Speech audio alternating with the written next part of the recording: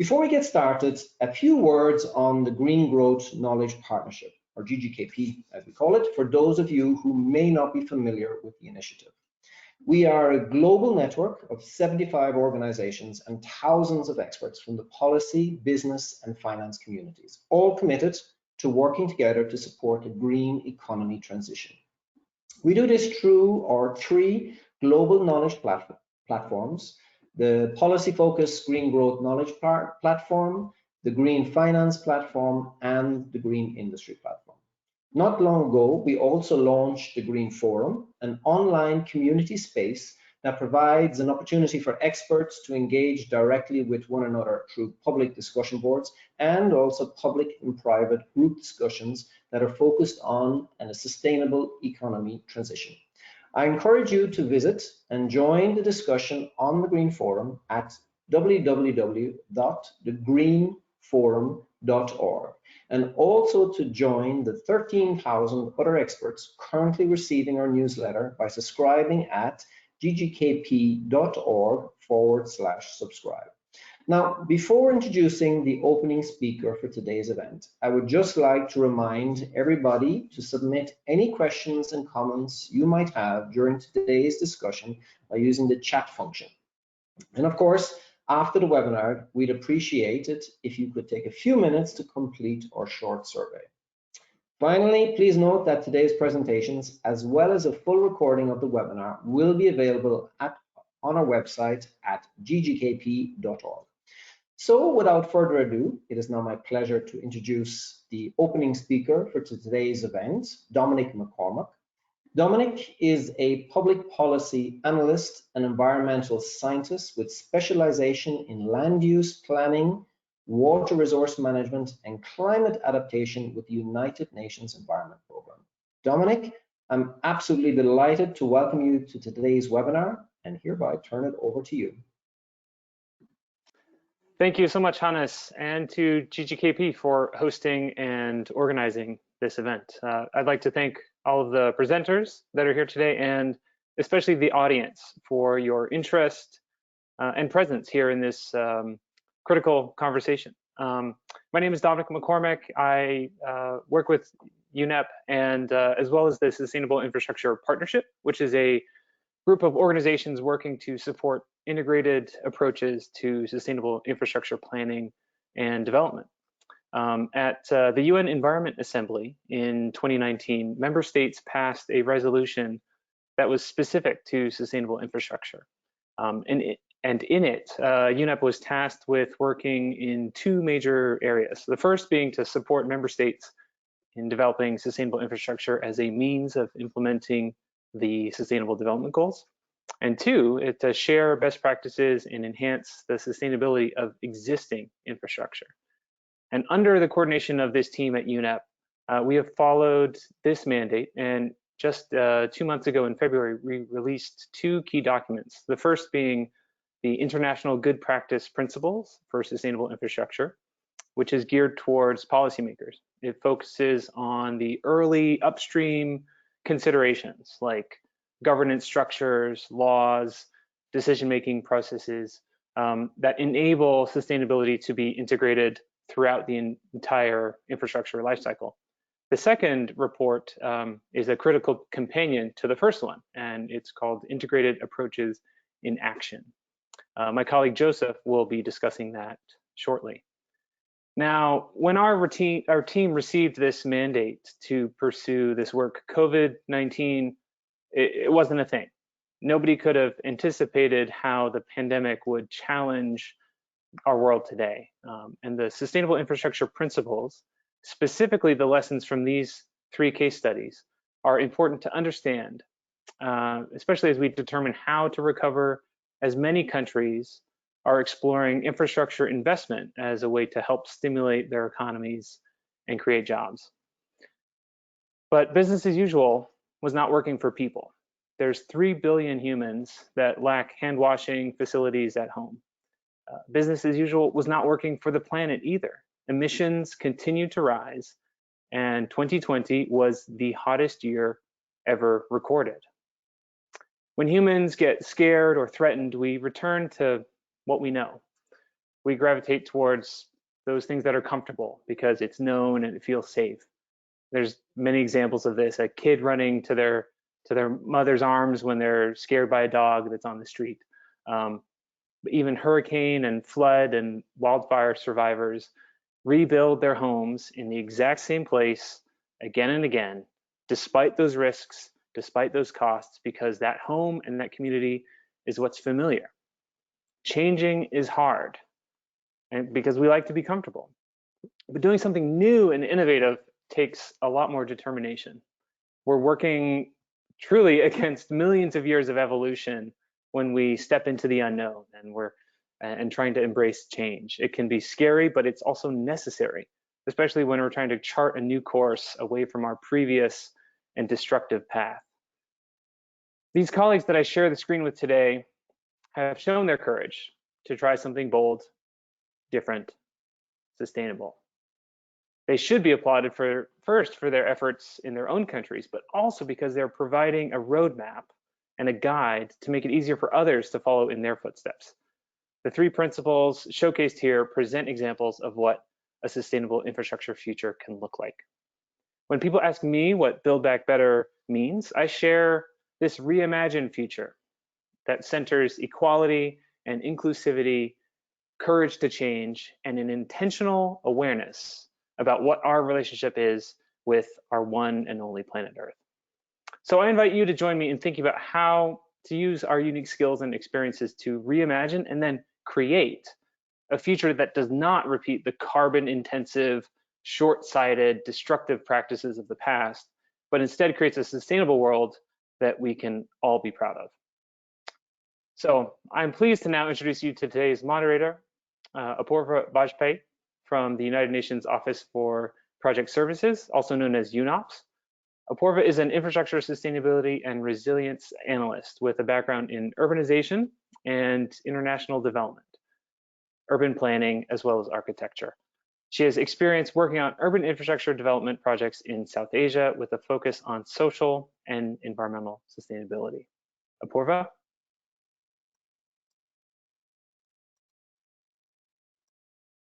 Thank you, Kevin, for the introduction, and welcome again to all of you to this very interesting and engaging webinar where we have a range of panelists and speakers presenting their experiences and sharing their stories with you.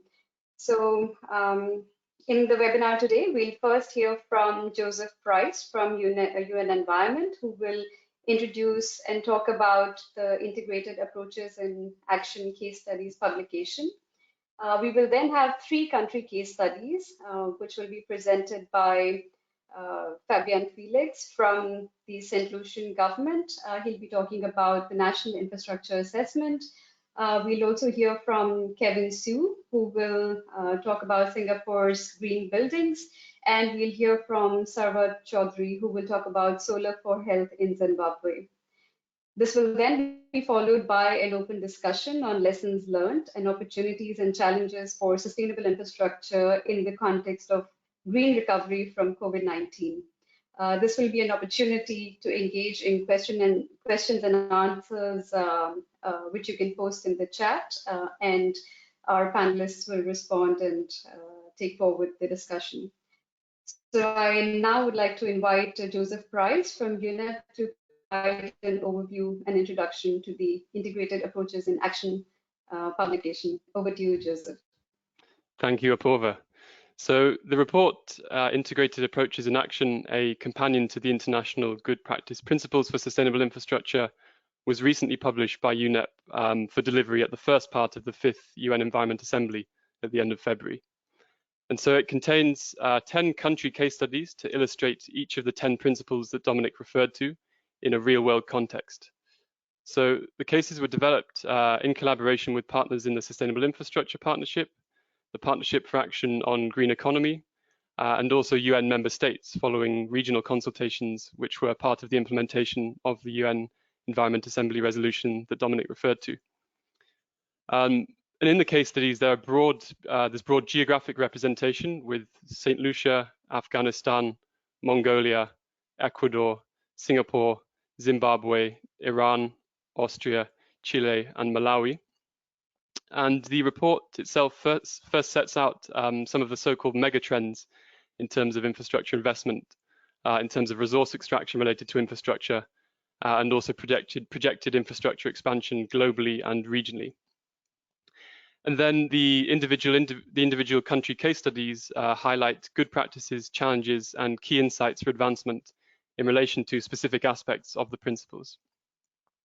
And the case studies are focused on integrated approaches at the systems level. So what does this mean? Well, this means rather than focusing on single infrastructure assets or a particular project in one location, many of the cases examine the policy frameworks, the institutions, and the wider enabling environment that comprise sustainable infrastructure systems. It means that diverse forms of infrastructure are documented here across different sectors, showcasing innovative modern solutions as well as traditional ones, social infrastructure as well as economic infrastructure, natural infrastructure as well as built infrastructure. And the case studies highlight integration of the environmental, economic, and social dimensions of sustainability, in addition to broader cultural and political considerations. And as Dominic alluded to, the report intentionally incorporated angles relevant to the COVID-19 context as we developed it throughout the course of the pandemic. So an example of this is highlighting the importance of sustainable health infrastructure, as is the case in the Zimbabwe case study. So we're lucky enough today to have three excellent speakers to present Singapore's green buildings, St. Lucia's National Infrastructure Assessment, and Solar for Health in Zimbabwe, illustrating principles of strategic planning, resource efficiency and circularity, and equity, inclusiveness, and empowerment, respectively. Now, of course, there are linkages across the principles and case studies, which will be interesting to explore in the discussion as well. So each of these highlight good practices on integrating different institutions, different sectors, and different infrastructure solutions, which can all combined provide inspiration as governments look to accelerate recoveries from COVID-19. And as Dominic mentioned, large infrastructure investments are featuring heavily to stimulate economies and create jobs worldwide. So I will leave it at that and allow the speakers to talk themselves about their own individual cases, and back to Apurva. Thank you. Thank you for that introduction, Joseph. And we now move on to the country case study presentations from our three panel members. And we have 10 minutes for each of the three presentations, so that we'll have enough time at the end of the presentations for a very engaging discussion and a Q&A session. So our first presenter today is Fabian Felix from the National Integrated Planning and Program Unit, which is located at the Ministry of Finance in St. Lucia. Fabian's unit reports directly to the Permanent Secretary on sustainable and integrated long-term infrastructure planning. Fabian has over 10 years of experience in civil engineering and has dedicated his career to the advancement of sustainable development. He's an experienced project manager, civil engineer, and technologist, and he has made significant contributions to infrastructure data analytics and econometric modeling. Throughout his career, he has leading experience in implementing projects across the Caribbean, including Jamaica, Curacao, Dominica, and St. Lucia. So I would now like to hand over to Fabian to present St. Lucia's National Infrastructure Assessment, which illustrates the first principle of strategic planning. Over to you, Fabian. Thank you, Apurva, and Joseph. Thank you for the introduction, and a pleasant good afternoon or good morning to all the participants here. I'm here to present the work that we did alongside UNOPS and our other development partners in conducting St. Lucia's first national infrastructure assessment, a much needed tool considering the economic difficulties and challenges that we face as a small island developing state. Just to give you a quick overview, St. Lucia is a small island, only 238 square miles, located in the Caribbean region, closer to the South American border, Venezuela, Guyana, Trinidad. Our struggle has been in infrastructure spending. So the government took it on to conduct this infrastructure assessment to really find out where we are and where we need to go in terms of infrastructure planning. And we have adopted as a nation the evidence-based agenda as articulated by the UN UNOPS in particular. So my presentation is to give you a quick overview of this and how COVID has really shaped up and is actually helping us rethink the way we implement and plan infrastructure for the long term. So there was a need to conduct this infrastructure assessment for a number of reasons. We needed to be more long-term and strategic in terms of planning. And like Joseph mentioned, we have adopted the system of systems approach. And we don't only look at one infrastructure system or one infrastructure asset. We're able to link multiple assets to one infrastructure asset and looking at the ripple effects or the implications of investing in one asset and what it would have on other assets. We wanted it to be integrated and inclusive, proactive and practical, as a matter of fact. We want to think ahead. That's why my agency, the NIPP, we look at long-term planning up to the year 2030 in the first instance. And that's aligned with the global agenda, the SDGs. What we did, for the first time, we looked at a multi-sector participatory approach in terms of infrastructure planning. We were able to quantify infrastructure needs based on the metrics that we have on island. A lot of data was collected, and we got a lot of agencies involved. For the first time, we were able to engage the Department of Statistics, who have primarily been focused on demographic data. So we actually were able to help them capture infrastructure data and stress data for infrastructure assets. And all this, it really was the time the Paris Agreement and other conventions that St. Lucia has signed upon as a nation. And overall, and that's why I'm strategically located in the Department of Finance as a civil engineer, and my unit looks at infrastructure planning. For that reason, it's really to save the country money in the long run. And especially now as COVID has crippled our economy, because we were dependent on the tourism industry. And as you may know, this industry, the pandemic has really taken a toll on that industry. So right now as a nation, we're looking to save money in the long run by investing in proper infrastructure. And that's what the assessment helped us to do. Next.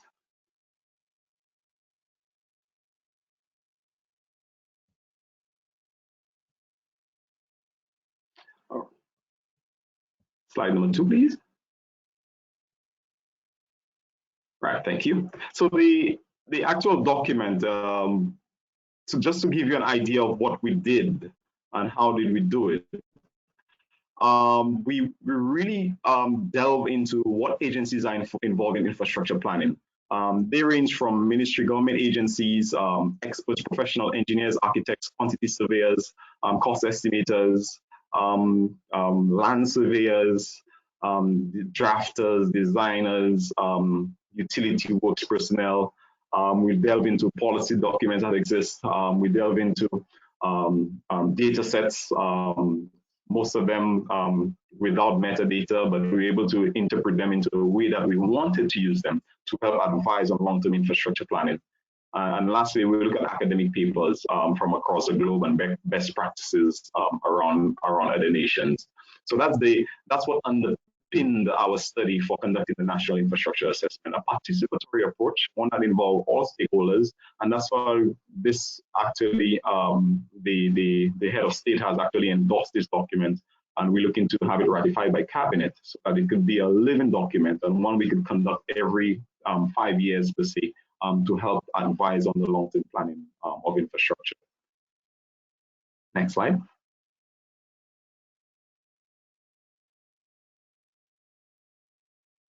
So how it was done. So just to, not to get too detailed, but to show you what the infrastructure assessment involved, it had 2 components. One looked at strategic long-term planning and one looked at adaptation planning. We thought it was necessary to involve adaptation planning to our infrastructure assessment because, like I said, we are a small island development state. We are affected predominantly by hurricanes, as with a lot of countries, I guess, in the east, with typhoons. And looking at climate change, we are very susceptible to the effects or detrimental effects of climate change. So we looked at an adaptation planning component where we mapped various hazards to our infrastructure assets. So all our wastewater plants, the water treatment plants, the electricity generation plants, critical assets, civic buildings, our land registry, our government courthouses, all of those were mapped onto various hazards. And those hazards we looked at were sea level rise, storm surge, flash flood, landslides, and sometimes a combination of one or two of the mentioned. So this was a critical component to help advise where do we build, and also the strategic long-term planning will tell us when do we build based on the needs of the population.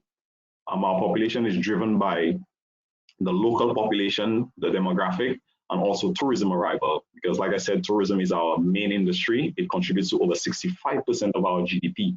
So you can imagine the effects of not having tourists on our shores, what it will do to the economy.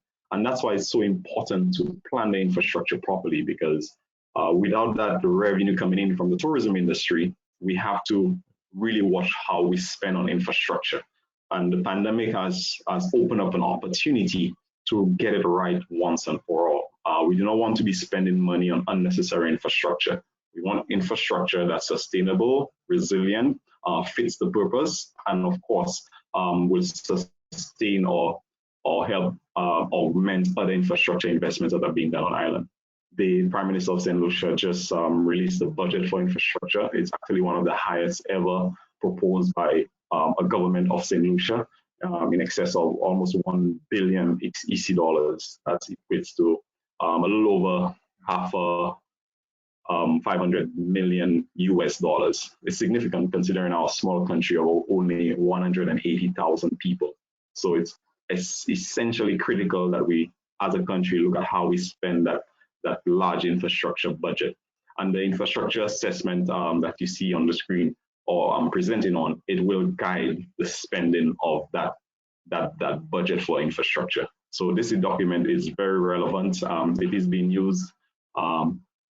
It's revered by the professionals, the engineers and architects. They actually look into it for advice and ideas on how to assess infrastructure. So it's a living document that we're very proud of, actually, and it's very meaningful to our economy, looking at 2030 and ahead. Next slide, please.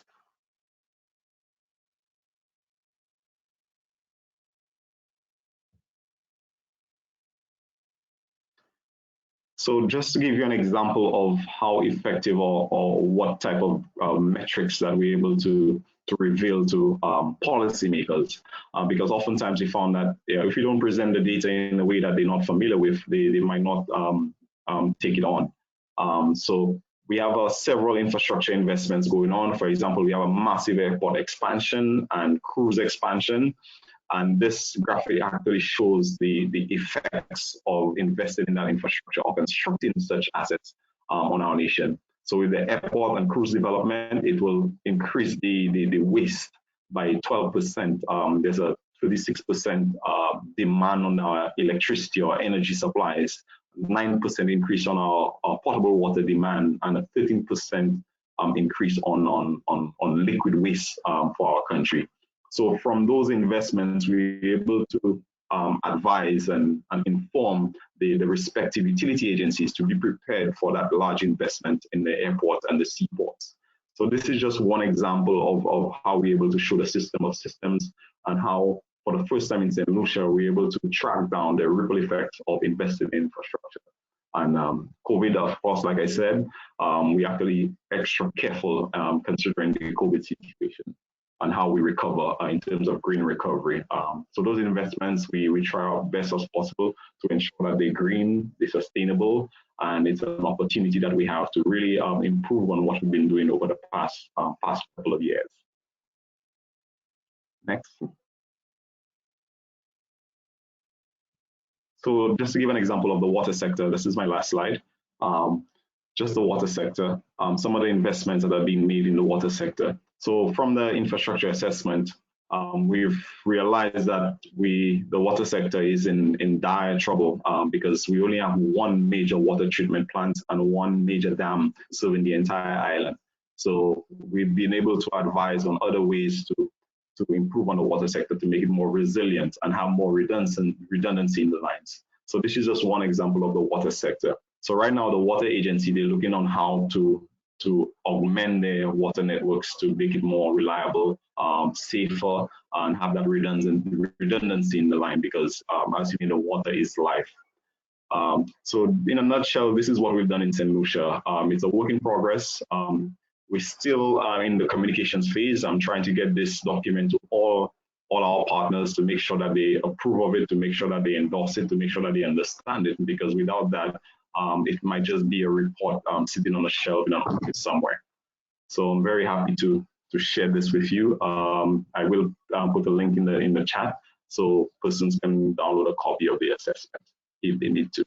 And that's the end of my presentation. Thank you.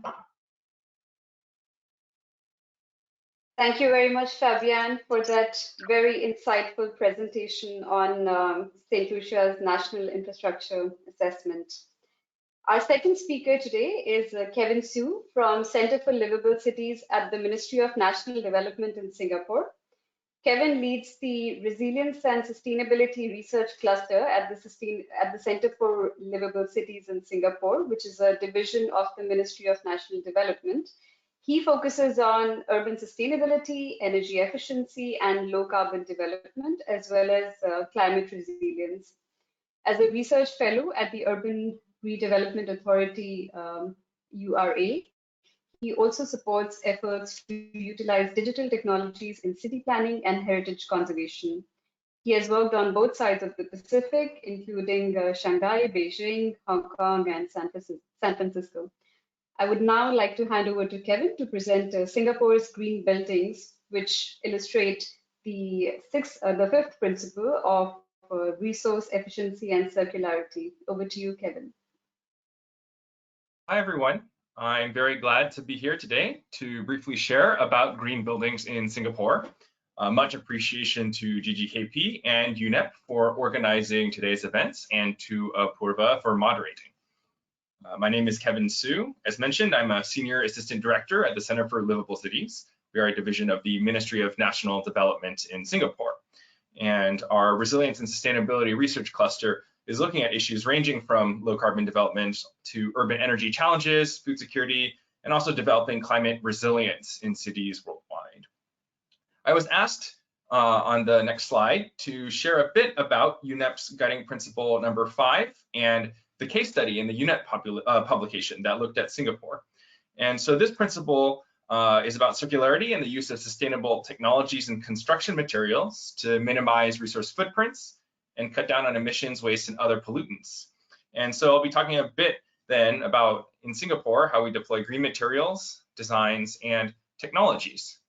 Now, for context, Singapore is a very land constrained. It is a small island city-state of 720 square kilometers.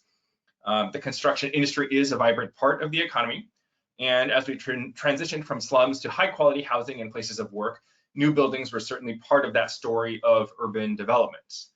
At present, building operations account for about 14 to 15% of greenhouse gas emissions in Singapore. That includes both direct and primary and secondary emissions. Now, kind of looking at this, some years back, the Interministerial Committee on Sustainable Development actually set a goal of at least 80% of the buildings in Singapore to be green by 2030. And that was measured as kind of gross floor area. And we wanted to target the greening of not just new buildings, but also existing buildings. And we wanted to also engage building occupants in changing their energy consumption behavior. So we kind of saw it as a multi-pronged effort. And as of the end of 2020, about 43% of Singapore's buildings have been greened, according to the Building Construction Authority. And we essentially benchmarked their energy performance to that 2005 performance when the first green building master plan was released. And so that's something that we are able to kind of compare with over time to really see how we are making progress year on year compared to those early years when we first set that benchmark. So in the next slide, I'll share a little bit about one of the strategies overall. We are exploring the use of more sustainable materials, such as mass engineered timber.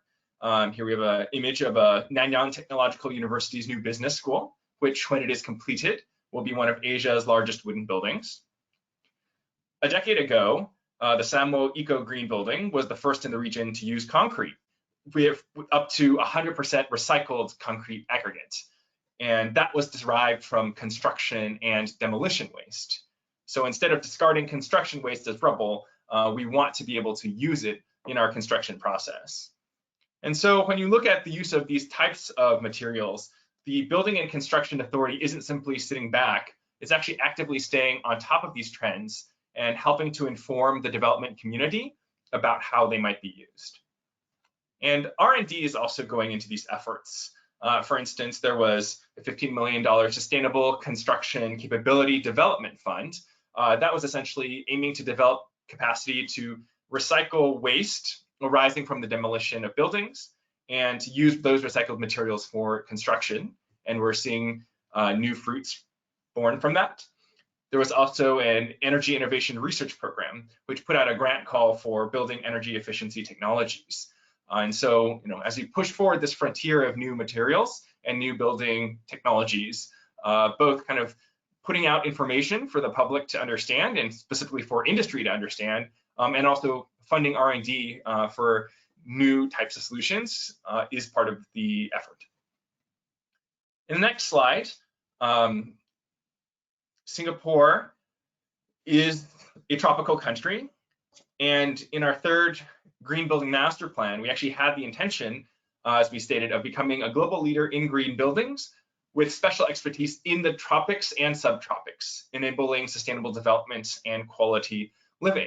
And I think this is quite an interesting and useful topic to ponder, especially for many developing countries and countries in the global south. This idea is reflected in a building recently completed at the National University of Singapore, the School of Design and Environment building. This is our first net zero building that was a complete new build, and it was designed and oriented and engineered for tropical settings, which are quite distinct from more temperate climates. And you can see this reflected in everything from the way the roof is oriented to provide shading, as well as its single pass-through hybrid cooling system. It's not a conventional cooling system, and it also makes use of fans to supplement the chilling. And that allows air to actually circulate at higher temperatures and higher humidity, which reduces cooling energy needs, while still keeping the building very comfortable. And then solar photovoltaic panels on the roof are what actually help it get energy consumption to zero. But the lesson here is that in Singapore, we do smile upon innovative pilot schemes. We do encourage universities and also government buildings to actually try these things out and tap on their great ability to innovate. And the National University of Singapore is applying some of the lessons and principles developed through this project to some of their other types of retrofits that are happening around their campus as well. And so it's very exciting to see those efforts continuing. So next then, I'll share a bit about a very important building block of green building initiatives. And this comes more from the regulatory side. And this is the Green Mark certification scheme, which was launched in 2005. It is our local green building rating system designed to evaluate the building's environmental impact and performance. There are other rating systems out there globally, but this one is adapted specifically for Singapore's context. And we mean for it to be a leading green building rating system in the tropics and subtropics. And so we're quite happy that it's been also adopted by buildings that have also gotten certification in other countries in the region. So right now, developers, building owners, and government agencies can all apply for Green Mark status for new and existing buildings, but they can also apply for Green Mark for other types of projects, such as districts, parks, infrastructure, and building interiors. So it's not just green buildings, it's really quite a variety of infrastructure or other types of projects that can benefit from this type of system. And the way to earn this Green Mark status is by achieving in the areas of climate responsive design, building energy performance, resource stewardship, smart and healthy building, and how this project advances green efforts. And I think kind of having this more holistic package of what being green means has been very helpful to spur thinking in industry about these issues, and also to lay out a framework where different types of actors and stakeholders are able to aspire to do better. And in implementing Green Mark, we do have a variety of incentive schemes that encourage these voluntary Green Mark applications. We have building retrofit energy financing. We have cash incentives for efforts to achieve at least this BCA Green Mark Gold. And for buildings that do even better, that get Gold Plus or Platinum ratings, they can even get gross floor area incentives. So they can build a little bit more on that same plot of land. Another way that Green Mark has moved forward is that since 2006, the public sector itself has been taking the lead on achieving environmental sustainability. And so we require new public sector buildings to attain Green Mark certifications. And in Singapore, that's really one way of moving the needle, by pushing through the government's own properties to adopt these greener practices and to popularize the use of these green building schemes. And we also see this reflected then as new norms develop over time. And as green building has actually gained in prominence globally, we also see multinational corporations that really demand things like LEED certification, for example. And so many of the largest developers in Singapore are seeing green building standards as something very quite crucial to apply for. So in some cases, certain levels of green are required, but you also see people going beyond that because there really is a demand from the people who would be renting or leasing these buildings. And that really motivates developers to act as well. If we kind of turn the page to look not just at energy, but expanding on the next slide on other elements of environmental performance, I'd like to point to URA, our Urban Redevelopment Authority's program for landscaping for urban spaces and high rises, LUSH for short. And this is a way to encourage more pervasive and accessible greenery. It's something that's really helped make our streetscapes more hospitable, more visually appealing, and it helps combat the urban heat island effect, which still comes back to then having energy and climate implications. So this was extended in 2014 to cover even more geographical areas, more development types. In a more recent iteration, we're starting to look at things like supporting rooftop urban farming, encouraging rooftops for other types of sustainability related features. Overall, I'd say this program has added interest to urban landscapes, and it continues to be expanded and refined. And so kind of this is another angle by which you can think about greening of urban infrastructure, in this case, quite literally. So in my final slide, as we kind of look ahead to what some of the future issues are, well, certainly I think energy transparency is something that's gaining ground. So Singapore, according to the BCA, plans to identify all buildings' energy performance data, and starting with commercial buildings.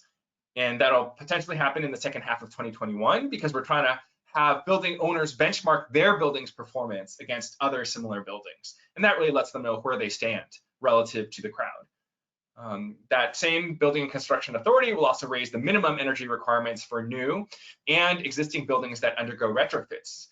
So anytime there is any kind of construction activity, we'll actually be able to move forward and advance energy efficiency. So really taking advantage of new projects to keep moving the needle on sustainability. I think one of the other issues to think about is how we reuse buildings, making sure our buildings are flexible and can be adapted to other uses, that they're not only constrained to a single use, whether by code or whether by design and function. I think embodied carbon, for example, is an issue of growing concern. And if we're able to make use of buildings through the end of their full lifespan, rather than demolishing them and clearing them away for something else that we might want, that's one way potentially of avoiding new emissions. And Green Mark 2021 is piloting some new ways of thinking about how we incorporate whole life cycle carbon, not just operational energy for evaluation. It's also crucial that we connect land use planning with green infrastructure outcomes. So not only looking at things building by building, but also thinking about types of uses that might go well together. We can really especially consider opportunities to optimize infrastructure by serving a combination of users, and also by making sure that infrastructure services and amenities are maybe more accessible to all. So thinking about how we distribute it around the city. And I think that's really why it's important to consider district planning, so we can think at a bigger scale to set goals and uncover more efficient possibilities. by assessing groups of buildings and groups of uses rather than kind of going single building or single use at a time. And it's important then through this process to really remain committed to building capacity, training more people to understand these issues, to be practitioners, spurring the newest generations of students to actually think green. I can assure you that they're very interested in picking up new habits and new ways of thinking that prioritize sustainability. And we need to work on norm setting for industry so it becomes very natural to value society and the environment and then take actions that reflect that sensibility. And then looking further ahead then, it's pretty critical that we're thinking about all of this in the context of resilience, the ability to bounce back and thrive even under disruption, whether it's pandemic or climate impacts. And we really do need people, public-private partnerships, because we know that the effects of climate change are going to be with us, and the challenge is too great for any single entity to tackle alone. So on that note, I'd like to conclude by sharing a publication that CLC has recently put out in partnership with the Urban Land Institute. In this publication, we discuss what makes for a cooperative ecosystem for building climate resilience. We completed case studies of 5 coastal cities hosting physical and digital workshops with government and experts in each of them. And we distilled 10 principles that allow government and the private sector to really come together and join in the work of resilience.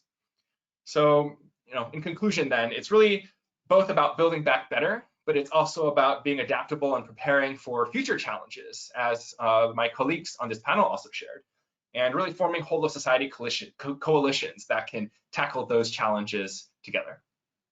Thank you very much. Thank you very much, Kevin, for this very interesting presentation on Singapore's approach to green buildings and ensuring sustainability in the built environment. We now move on to the third and the last presentation of the day. Our third speaker is Sarva Chaudhary, who works with the UN Development Program, and she's based in Seoul, South Korea. Sarwat manages UNDP's Resilience and Environment Program in Korea, and she's a focal point for the multi-UN agency partnership for Action on Green Economy initiative. She has over 20 years of work experience in sustainable development, climate change, circular economy, gender, renewable energy, forestry, water, and disaster management areas. She has a Doctor of Philosophy degree in environmental policy from the University of Maryland, USA. She's a development professional with multiple international peer-reviewed publications. She has worked for UNDP in Vietnam, Bangladesh, and New York. Before joining UNDP, she worked for the World Bank, DFID, Greenpeace, Grameen Bank, Save the Children, and other organizations across Africa, Asia Pacific, Europe, and North America. I would like to invite you, Sarwat, now to present Solar for Health in Zimbabwe, which is a case study illustrating the 6th principle on equity, inclusiveness, and empowerment. Over to you, Sarwat. Thank you, Apurva. Hello, everyone. So my thanks first to the organizers for inviting me to this very topical webinar. So I'm presenting on behalf of UNDP's Nature, Climate, and Energy team, our health team, and also our team based in Zimbabwe. So let me first start giving a kind of a broader context of health and modern energy access.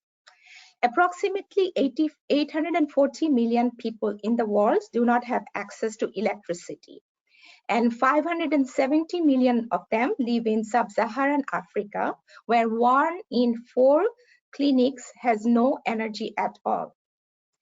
However, as we know, health clinics, maternity wards, medical warehouses, laboratories all rely on electricity to refrigerate medicines, power lights, operate life-saving medical devices, and also manage relevant data and information. And with COVID-19 crisis, this issue has become even more critical as the pandemic continues to spread. It hits the most vulnerable the hardest. So on the front line of COVID-19 and the battle, energy for households and also healthcare centers is critical, and reliable power supply ensures that the core systems for healthcare management can function effectively, and people can receive necessary information, safely stay in touch, receive online education. And also refrigeration capacity is essential for effective and inclusive vaccine rollout. So in region where the electricity grid is unreliable or non-existent, clean energy technologies can provide solutions that can be deployed rapidly, and where healthcare centers can work round the clock instead of working with very basic flashlights or candle lights. So this is a challenge we're grappling with. And so with kind of this background, let's go to the next slide as I introduce the Zimbabwe case study. So, so in terms of Zimbabwe has a population of about, I think we go one more slide before. The second, yes, thank you. So Zimbabwe has a population about 15 million in 2019 with about 59 years of life expectancy at birth. In 2020, the GDP of Zimbabwe is estimated to have contracted by 8% for a second year in a row as the COVID-19 halted economic recovery. So Zimbabwe has experienced power cuts of up to 18 hours a day as drought reduced water levels for its hydropower. It's one of the main sources of electricity, and electricity imports were unable to fill the gap in supply. So lack of reliable energy sources jeopardize financial sustainability due to high energy costs of diesel or petrol generators when the national grid lines are unavailable. So these challenges result in a deficient healthcare system that doesn't ensure accessible and affordable services for all. And 2/3 of the health clinics had electricity for approximately only 4 hours a day. And the national survey in 2019 showed that 36.1% of Zimbabweans didn't access treatment for their illnesses, with affordability as one of the main reasons for not seeking medical treatment. So let's go to the next slide. So now I will say a little bit about the Solar for Health initiative. Overall, this program implemented by UNDP, funded principally by the Global Fund to fight AIDS, tuberculosis, and malaria, and also Innovation Norway, is now working in 11 countries since 2016. And specific to Zimbabwe, with Zimbabwe's Ministry of Health and Childcare, we started working in 2017, and Zimbabwe has installed solar PV systems in over 400 health facilities, benefiting about 6.5 million individuals across the country, focusing on 4 principles: health information systems, maintaining cold chains, maternal health care, and laboratory services. And so this initiative is utilizing the abundant solar power that was previously untapped in Zimbabwe. One of the main concerns about solar power you may have heard about is the intermittency. But in Zimbabwe, in the sub-Saharan Africa region, solar power is much more reliable than compared to, for example, hydropower. And the annual average solar radiation in Zimbabwe is 20 megajoule per square meter, which could produce 10,000 gigawatt hour of electric energy per year, which highlights a high potential for the solar energy to power infrastructure such as health facilities. So we looked at the health benefits and development benefits, environment, and return on investment benefits of this solar for home systems. The 405 clinics enjoy uninterrupted power supply. Life-saving procedures are not denied due to the power shortage anymore. And this also means that we are not facing the IT challenges which used to impede effective data collection and management in terms of keeping track of patient files, cold chain data. Also, solar panels have facilitated water pumping and purification. It's a major achievement because waterborne diseases such as cholera are widespread and a major reason for child mortality in the country. And also, of course, clean energy is helping reducing air pollution, reducing greenhouse gas emissions,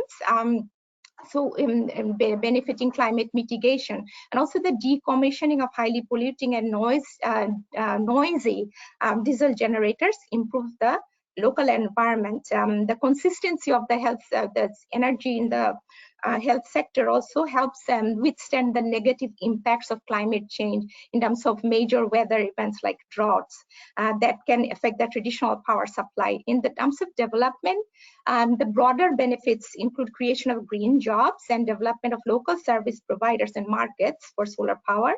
Increased investments in solar power system also improve the local and national manufacturing capacities, and also the demand, increasing demand for uptake of solar technology.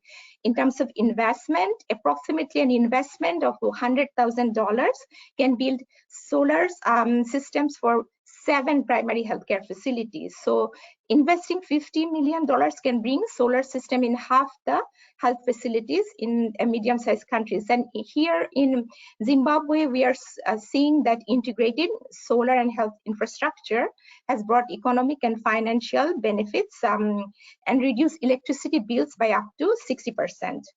So let's go to the next slide, please. So, yeah. So in terms of the principle 6 that Apurva just mentioned, we are looking into the equity, inclusiveness, and empowerment. So for example, solar for home system is gender responsive. It pays special attention to the needs of women and girls who tend to be disproportionately impacted by lack of access to maternal health care, safe deliveries, healthcare for children. So far, 3.9 million women and children have benefited from improvements in maternal health and the health of children under 5 in Zimbabwe. Also, improving the lives of women and girls by mainstreaming gender in this infrastructure development services also has macroeconomic benefits. It's contributing to resilient health system. In terms of economic benefits, they have reduced electricity bill by 60%, as I mentioned, allowing clinics to reinvest the money saved in sustaining, improving facilities and services. And so these are kind of the major kind of important improvement in the lives of girls and women by mainstreaming gender into infrastructure development that we can clearly see in Zimbabwe. And let's go to the next slide. Okay. So the Solar for Health initiative also contributes directly to the 2030 Agenda for Sustainable Development and its commitment to no one left behind by reaching the underserved communities. So this Solar for Home system also is an example of development leapfrogging because Zimbabwe is implementing this kind of integrated solutions and foregoes the traditional and unsustainable practices for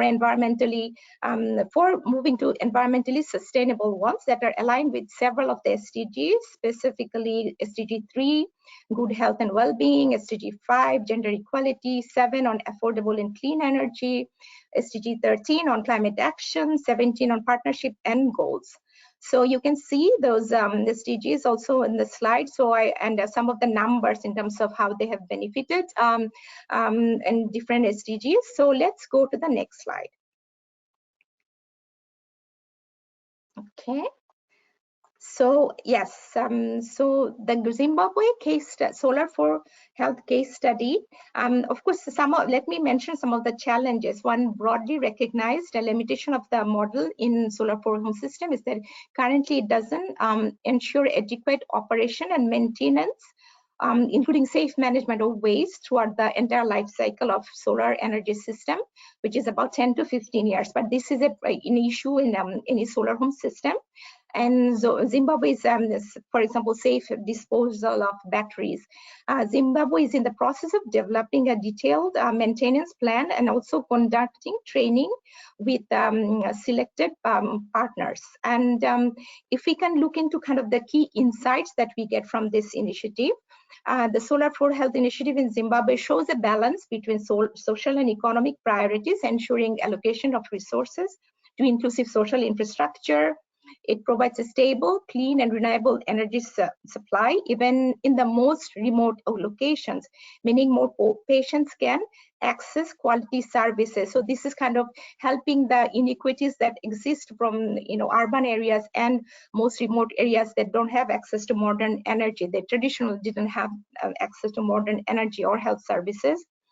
Also integrating the two important sectors, solar and healthcare.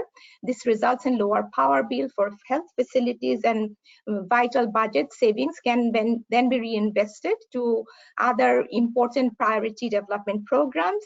And also COVID-19, I think, highlighted the importance of reliable and affordable electricity to enable health system respond rapidly to increased demand generated from the outbreak, while also maintaining essential healthcare service delivery.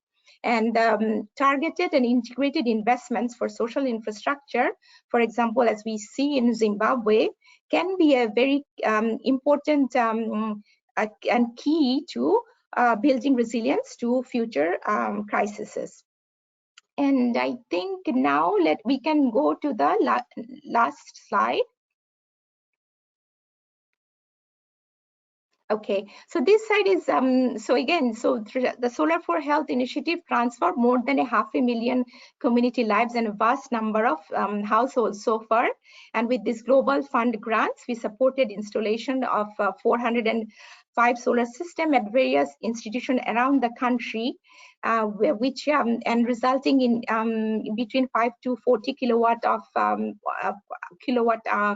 installations, depending on the size of the facility. And in addition to mitigating impacts of climate change, it is provided uninterrupted service provisions for lighting in maternity wards and theater facilities, storage, vaccine. And so this is a very interesting and example that I think can be followed, and kind of highlighting the principle 6. And I would like to end by acknowledging because this case study is actually the result of UNDP's team's work, as I mentioned, nature, climate, and energy team, health team, and our colleagues in Zimbabwe. So jointly, you can see all of our names on the slide, and we'd like to thank you for the opportunity to present the remarkable case study from Zimbabwe. Thank you. Thank you very much, Sarwat, for sharing that very insightful case study from Zimbabwe on solar for health. Many lessons to learn from there. We now move on to the next part of this webinar, and that is the panel discussion and Q&A from the audience. I would like to remind the audience to submit any questions that you may have in the chat window. That I see some very interesting questions coming in, but if you have more questions for our panel members, please feel free to send in.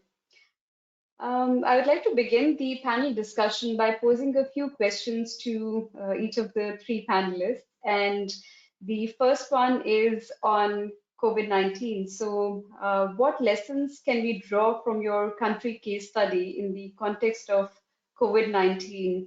And if I can start with Fabian on this one.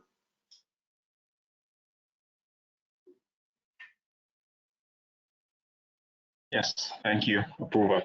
Well, what COVID-19 has taught persons in the built environment for St. Lucia, yes, the country has pretty much been on lockdown. It has given them an opportunity to recount and reassess the position and how they've been doing things. COVID has definitely taught us that it's business as unusual in terms of how we plan infrastructure. Because of the lockdowns, the government has actually crafted a recovery plan, and that involves a lot of infrastructure investment. And infrastructure is one of the sectors that it encompasses the, economic growth, the social aspect, and the environmental climate aspect as well. So COVID has really reshaped the way policymakers as well, because most of the decisions are made from the top. So now it has really humbled the thinking of a lot of policymakers to get our practitioners, engineers, architects, designers, those involved in infrastructure implementation more involved in the sector, and how we design and plan major infrastructure works. So it's a lesson. It's a once in a generational lesson or an opportunity, I would say, that we've experienced with COVID-19. But it's definitely reshaping and rethinking the way that we do things. But it's a good, well, not a good thing, but it has its benefits and of course implications as a pandemic. Thank you. Thanks for that. Indeed, that's a key lesson for us all to learn. The same question to you, Kevin. So what lesson can we draw from the Singapore case study in the context of COVID-19? Yes, well, I think as many cities around the world experienced, there was that moment of lockdown, which took place. In Singapore, it was a couple of months last year in 2020. But I think during that time, we really saw the value of public space, both formal and informal public spaces, to go out and exercise, to simply walk, and really thinking then about how we incorporate accessible public space in the design of cities. I think that's like a very important question to think about. During the pandemic as well, we were able to create a number of digital tools that helped people understand where there were crowds. For instance, if there were shopping malls with many people, we would be able to alert people that right now it's quite a crowded setting, so maybe come and do your groceries, buy your groceries later. I think if we think then more long-term, in addition to kind of these more shorter-term responses, if we value public space, the future design of cities is going to have to make sure that they are multifunctional. So sometimes we want to use these open spaces to be close and socialize with others. Sometimes we want to disperse and have space away from others. So making our public spaces multifunctional and accessible to everyone. So people in every part of the city, not no matter what type of neighborhood you live in, should have access to what is essentially a public good, right? A resilience good. It's not just a recreational amenity. It's really something that's vital to everyone's well-being. And that also means perhaps thinking through more decentralized options for where jobs are located or where other types of amenities are located. Thanks a lot. Really, really interesting digital innovation from Singapore there. Sarwat, same question to you. So lessons that we can draw from the Zimbabwe case study in the context of COVID-19. Sure, thank you for this question. Yeah, of course, COVID-19 started as a health challenge, but it has become a development challenge, and it's especially, you know, as I was saying, impacting the marginalized population, the most vulnerable population. So I think Zimbabwe, the example Solar for Health, you know, it's kind of showing this integrated solution of, combining the energy, utilizing the modern energy solar systems to face the immediate challenge of providing healthcare, 24-hour healthcare with electricity, which is very important, which we can provide in these 400+ healthcare clinics. And this pandemic is not the only pandemic. As we know, there will be more pandemics to come. So the important aspect, and I think the lesson, is the scalability, which will remain very important in years to come, so that remote locations where electricity is not accessible, we have the utilization of renewable energies to provide these healthcare facilities.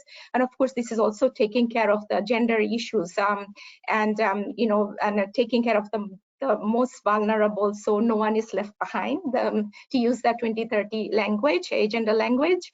And and also the fact that actually the cost of solar energy is actually becoming at par with fossil fuel. So it's very important that we, kind of look into scaling up and kind of starting small but scaling up, of these kind of initiatives, so that we are more prepared to deal with these major challenges. I'll stop here. Thanks for that. And as we look ahead into the future, countries are now looking ahead, thinking of recovery, thinking of green recovery. So along those lines, what role do you think sustainable infrastructure can play in a green recovery? Why don't we start with Fabian again on this one? So what we've learned from COVID and the recovery effort is that investment in infrastructure can boost both short-term economic goals and, of course, contribute to long-term goals. And one thing we've been able to rethink, or it's a new mindset, not a new mindset, but it's a way of thinking that we've been trying to promote out there, is that there's a stimulus effect with investments in infrastructure, sustainable infrastructure, because with sustainable infrastructure, the actual, it's cross-reaching, it spans several sectors. And if you look at from the planning stage to the design, to the procurement, to the actual implementation of the works, then to the operation, maintenance, and eventually long-term use of that infrastructure asset. So it spans several sectors and several socioeconomic levels of the economy.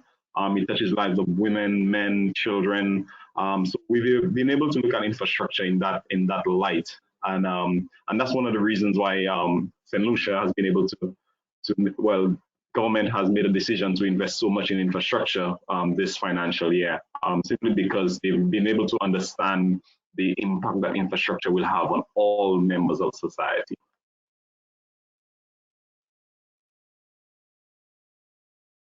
Thanks for that. And Kevin, over to you for your thoughts on what does a green recovery look like, and what's the role of sustainable infrastructure in green recovery? Great. Yeah, I'd like to build off of what Fabian said, and also respond at the same time to one of the questions that the audience asked, which I think is quite related to this, because I think someone was asking, they were concerned about the cost, right, of green infrastructure and green options, and they were asking, is it out of reach for developing countries? And then another person in the audience also asked, well, how did the small and medium enterprises respond to these initiatives? So I think these are all really connected, because it's talking about economic recovery, but it's also talking about economic opportunity as well as sustainable infrastructure. So I think there's a few things we could say about this. One, for example, if we talk just about the Green Mark certification system and greening buildings, right? First of all, pointing out that it is voluntary, so it is something that people can decide to apply to and make use of it. But because it's voluntary, it also means that there's a lot of room for private sector innovation to figure out how do they meet these goals, how do they stretch, or how do they implement new ideas and new practices. Even the standards themselves are developed in consultation with industry. And so the Singapore Green Building Council, for example, is made up of architects and developers and real estate professionals, et cetera. So as well as, engineers, et cetera. So I think there's a lot of opportunity for the private sector itself to help shape the green agenda. It's not simply something that's imposed by the government. It's actually something done in partnership. And I think that benefits everyone and makes it practicable and possible and feasible to reach. Now to kind of address a little bit more the cost question, if we think about it, is I don't think that green necessarily has to cost more, especially if you're doing it at the design and planning stage, right? So if you're really thinking about it upstream, I mean, it might cost more if you already have a design in mind and you build the building and say, oh, how do I suddenly add a green feature on top of it? But if you start from the very beginning and say, how do I make sure this is an energy efficient building? Or how do I make sure that this is a climate appropriate building just from the get-go, from the very start, then it doesn't necessarily have to actually cost more in the end. And you actually get deep savings when you start looking at some of the things. For example, if we take a more like temperate climate example, if you put on more sustainability, or sorry, if you put on more insulation, you tunnel through the cost barrier, you might even be able to reduce the size of the heater or the chiller that you might put into your building, for example, right? So there's deep cost savings you can uncover by having kind of a more integrated planning process. Coming back again, though, if we think about just broadly, you can actually gain over the lifespan, because if you have a much more efficient building, you're paying less in operating costs, right? So if you have equivalent capital costs, but then your operating costs are also lower, that's already a win for you with green infrastructure. And then there are also many, many ancillary benefits that are not always monetized, that are not always seen immediately, but actually are very substantial over the lifetime of the building. For example, if it's healthier, or if the occupant's well-being is better, or if it's a more comfortable building and people feel happier or more productive in the building, right? These are all kind of very valuable outcomes from green infrastructure that may not always be captured, but I think we would do well to kind of think about them, do more research, find ways of quantifying them, and then incorporate them into how we think about sustainable infrastructure and kind of making it understood to both the public, the users, and of course the people who are building the projects themselves. I think one last note about recovery issues and kind of looking ahead. Singapore is investing now in resilience as well and thinking about what coastal protection is going to be required. And I think this needs to be part of the conversation of what recovery looks like, because I think, as Sarwat said, whether it's the pandemic or some other type of disaster, it's not going to be the last one. So thinking a little bit further ahead about how we prepare for the next one will reduce damages, but also be a great way of spurring action in green infrastructure today.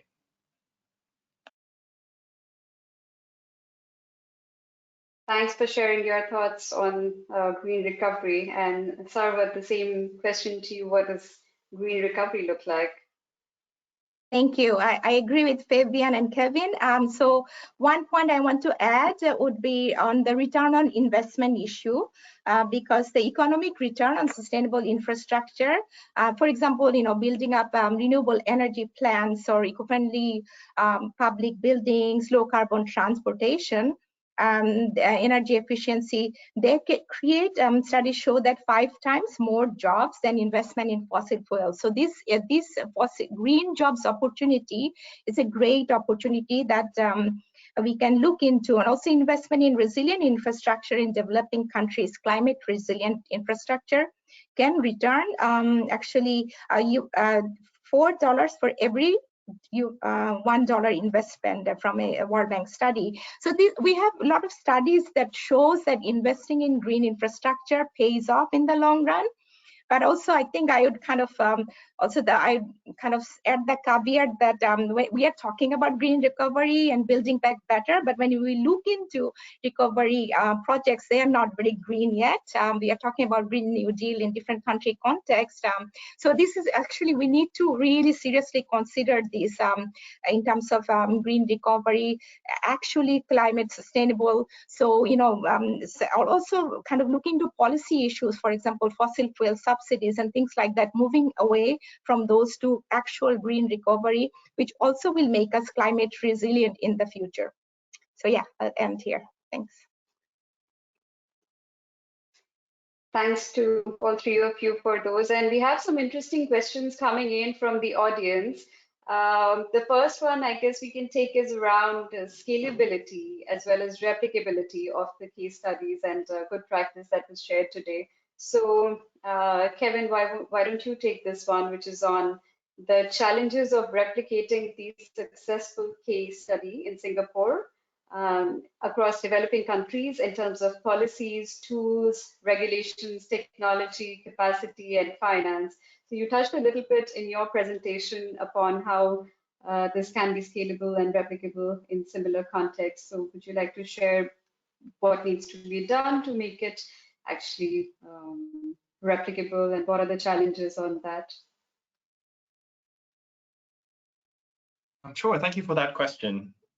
I think, yeah, scalability and replicability is something that we care about and folks want to see happen, right? If we want to kind of keep making progress on climate change.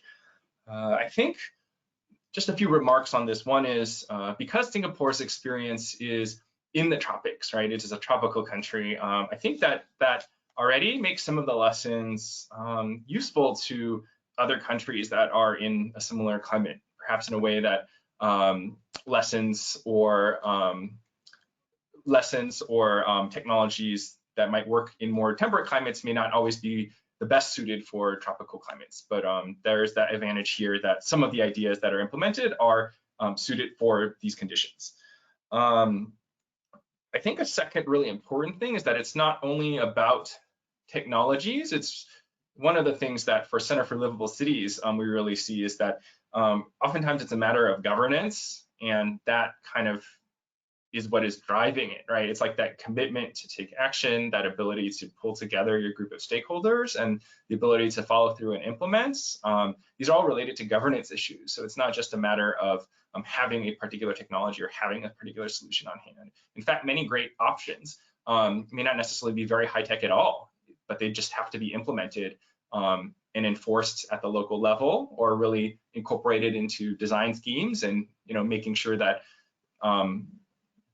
building owners or construction companies actually follow through. So I think governance would be a key part of this. And I guess the last part would be like a commitment to capacity building. One of the things that CLC and I think Singapore more broadly does work on is sharing knowledge across the region and internationally, making sure that training happens for public officials from all kinds of different backgrounds. We find it very valuable to learn from people elsewhere, and we are also happy to share lessons with our regional neighbors and also friends from elsewhere. That sounds great, fantastic. And Sarva, the same question to you. There is also some request for continued discussions with you and possibly UNDP to assist Lagos in implementing Solar for Health initiative in the primary healthcare centers. And also there's a comment for cooperation in South Africa. So I guess, do you have any thoughts to share in terms of what are the challenges that one would face when trying to replicate the success of your case study in Zimbabwe in other developing countries, and what would that approach look like? Thank you. Yes, I'm seeing the comments, and I will get back to my team because we have teams working in different countries, and also our team in New York. So yes, this is really interesting too, and very good to see all the interest in this initiative. I guess the challenge that I highlighted before in terms of kind of ensuring this sustainability of the system in the long run, in terms of, for example, system maintenance for solar for health system, with this solar system being placed in the health clinics. Those are some of the technical issues that we are working with the government counterparts, and also in terms of introducing the new business models. With a plan that kind of makes sure that we have a repair, maintenance, and replacement of battery, it happens in a continual basis, and even for the solar panel themselves. Because I think for the hard to reach areas where the grid electricity is not accessible, there is no actually kind of an alternative to ensuring this kind of reliable healthcare system, so that babies are not being born in candlelight in 2021. So it's really important that we have this kind of solar farm system and find scalable solutions, and kind of working together. Of course, the other point is, of course, the climatic conditions. But for sub-Saharan Africa, I think solar energy is very much kind of applicable, and the intermittency is not an issue. So yeah, I will definitely take the message from the colleagues mentioned here as we kind of continue working on this.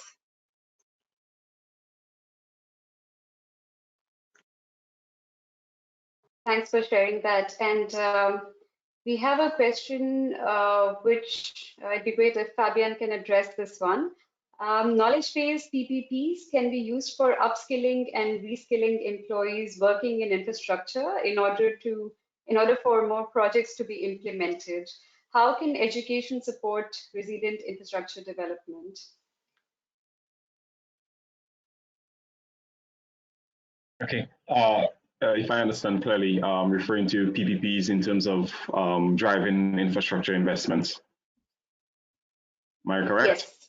Yes. Okay. Yes. So that's very interesting that this question is coming up, and it's a very good question actually.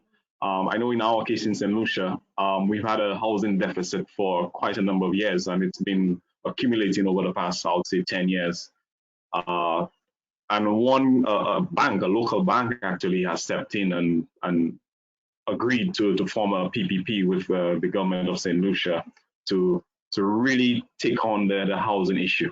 So they've implemented, right now it's currently in proposal phases, green housing initiative to build over 400 houses. In our context, that's a significant number in 1 year. To really have some greenhouses, include some PV systems in there, water reuse, rainwater reuse, water harvesting from the roof, and they're the ones driving this, backed up by the government of St. Lucia. So this is a green initiative, strictly being undertaken, driven by the private sector. And it's just an example of how PPPs can be very beneficial while we recover from COVID.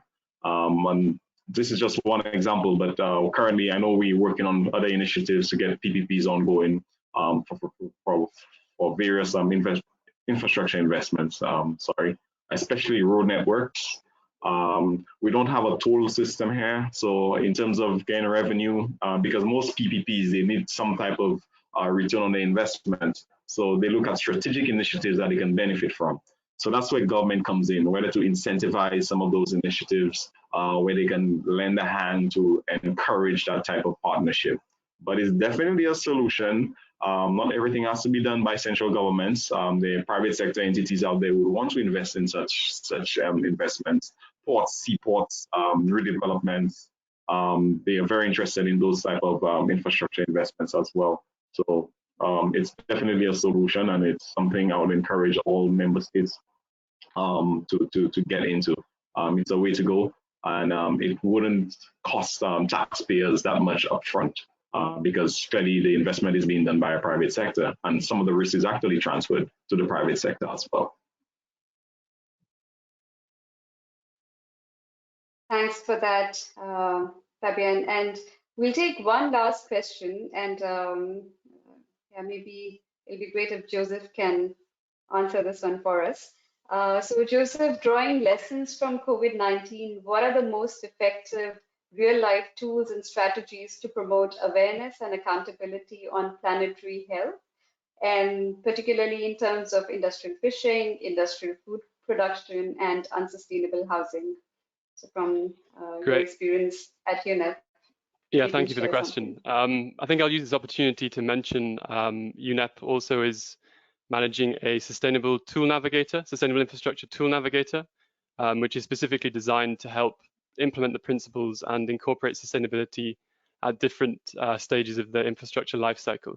So it's essentially a large database which has tools for incorporating improving strategic planning, such as UNOPS's NISMOD tool that Fabian talked about in the context of St. Lucia. It has sectoral specific tools, so it's really organized by different themes. I'm not going to go into detail on fishing or the other. What was the other sector you mentioned? Sorry. Was it housing and food production? Yeah, so the tool navigator, yeah, it's organized by both stages in terms of stages in the infrastructure life cycle, but also by specific sectors. So I'd encourage participants to take a look, and they can dig deeper into the different tools available there. And I think I wanted to just kind of draw these different case studies together and connect the different themes. I think it's been really interesting discussions. Thank you. But I think I wonder, going back to the title of Building Back Better, in the case of infrastructure, perhaps we could consider this as finding ways of building less. So drawing on Singapore's experiences, that's using nature-based solutions rather than building new buildings, for example. That's retrofitting and repurposing infrastructure rather than, again, new constructions. It's integrating digital infrastructure, potentially in place of built assets.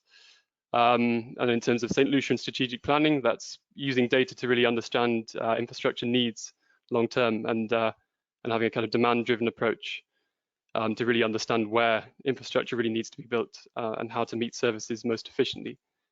And in terms of Zimbabwe, drawing on those lessons, I think connecting two different sectors, solar and health, and finding synergies between different sectors, again, to improve efficiencies and complementarities, can really help think about how we actually construct and finding complementarities among sectors rather than building in isolation and building as a kind of necessity and as a first point of priority. So those are my concluding thoughts, just to tie together these really interesting interventions. Thank you. Very interesting indeed, and it has been a great discussion coming from different parts of the world and how successful approaches have been deployed and potentially scalable solutions have been showcased in this discussion. And Thanks also to the audience for sharing the questions. So with this panel discussion, I'd like to share some concluding and closing remarks. And I'd like to invite the three panelists to share their 30 seconds of your key takeaways. So why don't we start with you, Fabian, to just share your 30 seconds concluding thoughts and remarks. Thank you, Apurva. Well, thank you for those who organized this panel discussion, and very interesting. I've actually learned from my other panelists, and thanks for the questions to all those who are listening. I think given the foregoing, it's very good. It's very relevant that we have this type of discussions and we can learn from each other. We're not perfect. We still learn in a learning process. I'm speaking on behalf of my country, Lucia. We learn a lot from other countries, and thanks to development partners like UNEP and UNOPS and other UN agencies, GGKP, that we're able to pool international resources to help meet our economic goals as a nation, as a developing state. So it's interesting that the discussions, they all sum up and we all are on the same page in terms of looking at climate change, resilience, and look at sustainable materials, like Kevin has pointed out many times in this forum, to have a future for future generations, to have a future for our children and for those who are coming. And not to mention, I think the key is to keep each other engaged and to involve all those who play a role in infrastructure implementations. Bottom-up planning is essential, and really to drive the message to policymakers, especially politicians who may have their own agenda. I think that's a challenge that we have to overcome, to really use our evidence and our scientific knowledge and our expertise to drive the message across. Thank you. Thanks for sharing your thoughts, Fabian. Kevin, would you like to share your thoughts as well with us? Sure. Well, thank you to all for this opportunity to share. It's been a really great and productive exchange. Really enjoyed learning about these different cases from across the world and kind of hearing this exchange. I think some last thoughts are, well, Singapore is a small island state and climate change is an existential challenge for us. So we're very glad that many different nations are taking action on these issues. I think this question of how do you do better? I think even if you do a percentage better, right? Benchmark for yourself. It's not always comparing against others. I think it's simply setting a benchmark for whatever city or country you happen to be in, because incremental improvements actually add up. So I think it's I think everyone should feel encouraged from all the audience members who are asking, does this apply in my context? Does it apply to my city or does it apply to my country? I think it is certainly possible to benchmark against what you had done previously and then make improvements from there. I think that's how any of us moves forward. So I think we should feel optimistic. I think green is competitive. I think green is the future. So probably better to act sooner rather than later so you can catch the wave. It's helpful for governments to partner with the private sector so we can kind of all move forward together. And that means moving forward together on sustainability, and it means moving forward together on resilience. It's really a package deal. Great, thanks for that. And Sarwat, over to you for your final thoughts. Thank you, Apurva. Yeah, I agree with the panelists, and yeah, it was really interesting webinar, and I learned, just talking about the different case studies. I think the positive side, if there is a positive side of COVID-19, is we are working differently, and we are doing all of these online discussions, and this brings, in very interesting examples from around the world, and we can interact with the, participants. I'm seeing all these very interesting questions. So, this is an opportunity to learn from each other, to share knowledge and information. And yeah, I think the key is building back better, building back greener. And so, yeah, and working together in a holistic fashion. So yeah, I'm also hopeful for the future. And yes, and I thank you for inviting me to be part of this very interesting webinar. Thanks. Thank you very much. And I would now like to invite Dominic for sharing his closing remarks from UNEP. Thank you, Apurva. And I don't know how to to even better summarize what my esteemed colleagues have just shared, but I just want to thank you all for your participation. Just some closing thoughts. I am optimistic and hopeful. I find that there's a lot of creativity, not only in this digital room, but across the globe, and I'm inspired, and I think it's critical that we continue to support each other, to learn together, and work across borders, because these threats that humanity face are cross-border. There's no difference, and we need to work together. So I just want to offer that UNEP stands to support all of you however possible. If there's ways that we can connect you to practitioners, to member states, please reach out, and we will do our best to get people in the right place. And I shared a few resources in the chat, the tool navigator, as well as an upcoming webinar series that we invite you all to continue this conversation about taking the principles and making them real. So that's all I have. Thank you. Thank you very much for those closing thoughts, Dominic. And finally, I would like to thank GGKP and UNEP for organizing this webinar. I would also like to thank our speakers, Fabian, Kevin, and Sarwat, for sharing their experience and thoughts. And before we close, I would like to thank the audience for their participation and questions. There's much to learn from these very interesting case studies. And with that, we bring it to a close. Thanks, everyone, and have a nice rest of your day.